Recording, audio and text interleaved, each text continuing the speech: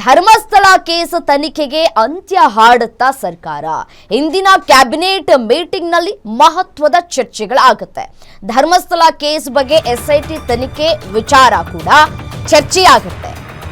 ತನಿಖೆಗೆ ಮುಕ್ತಿ ಹಾಡುವ ಬಗ್ಗೆ ನಿರ್ಧಾರ ತೆಗೆದುಕೊಳ್ಳುವಂತಹ ಸಾಧ್ಯತೆಗಳು ಕೂಡ ಇದೆ. ಚಿನ್ನಯ್ಯ ತೋರಿಸಿದ ಜಾಗಗಳಲ್ಲಿ ಎಲ್ಲೂ ಕೂಡ ಅಸ್ಥಿ ಪಂಜರ ಸಿಕ್ಕಿಲ್ಲ. ಈ ಹಿನ್ನೆಲೆಯಲ್ಲಿ ಶೋಧ ಕಾರ್ಯ ನಿಲ್ಲಿಸಿತ್ತು ಎಸ್ಐಟಿ.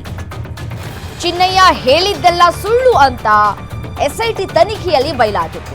ಸಂಪುಟ ಸಭೆಯಲ್ಲಿ ತನಿಖೆ ಅಂತ್ಯ ಘೋಷಣೆ ನಿರ್ಧಾರ ಮಾಡುವಂತಹ ಸಾಧ್ಯತೆಗಳು ಕೂಡ ಇದೆ.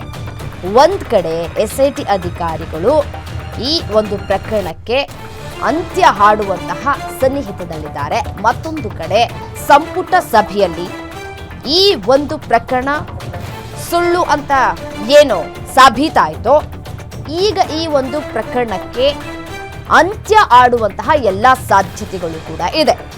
ಚಿನ್ನಯ್ಯ ತೋರಿಸಿದ ಜಾಗ, ಆ ಜಾಗಗಳಲ್ಲಿ ಎಲ್ಲೂ ಕೂಡ ಅಸ್ಥಿ ಪಂಜರಗಳು ಪತ್ತೆಯಾಗಿಲ್ಲ. ಆತ ಕೊಟ್ಟಂತಹ ಹೇಳಿಕೆಯನ್ನ ಆ ಒಂದು ಆಧಾರದ ಮೇರೆಗೆ ಗಮನಿಸ್ತಾ ಹೋಗೋದಾದ್ರೆ ಆ ಒಂದು 6ನೇ ಪಾಯಿಂಟಲ್ಲಿ ಬಿಟ್ಟು ಅದು ಕೂಡ ಅದು ಪುರುಷರದ್ದು ಅನ್ನೋದು ಗೊತ್ತಾಗ್ತಾ ಇದೆ. ಸಹಜ ಸಾವು ಅಂತ ಕೂಡ ಹೇಳಲಾಗ್ತಾ ಇದೆ. ಸೊ ಹಾಗಾಗಿ 17 ಪಾಯಿಂಟ್ಗಳಲ್ಲೂ ತಾವು ಬುಡೆ ಬಿಟ್ಟಿದ್ದು ಸಾಬೀತಾಗಿದೆ. ಈಗೆಲ್ಲರೂ ಯಾರೆಲ್ಲ ಬುರುಡೆಯನ್ನ ಬಿಟ್ಟಿದ್ರು ಅವ್ರಿಗೆ ಒಂದು ಕಡೆ ಢವಢವ ಶುರುವಾಗಿದೆ. ಈ ಸಂಪುಟ ಸಭೆ ಇದೆ.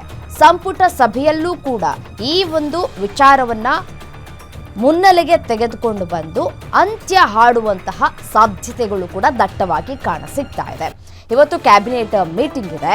ಈ ಮೀಟಿಂಗ್ನಲ್ಲಿ ಇದು ಬಹಳ ಮಹತ್ವವನ್ನು ಪಡೆದುಕೊಳ್ಳುತ್ತೆ. ಈ ಒಂದು ವಿಚಾರ ಚರ್ಚೆಗೆ ಬರುತ್ತೆ.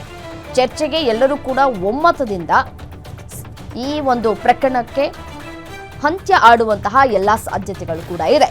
ಧರ್ಮಸ್ಥಳ ಕೇಸ್ ಬಗ್ಗೆ ಎಸ್ಐಟಿ ತನಿಖೆ ವಿಚಾರ ಚರ್ಚೆಯಾಗುತ್ತೆ.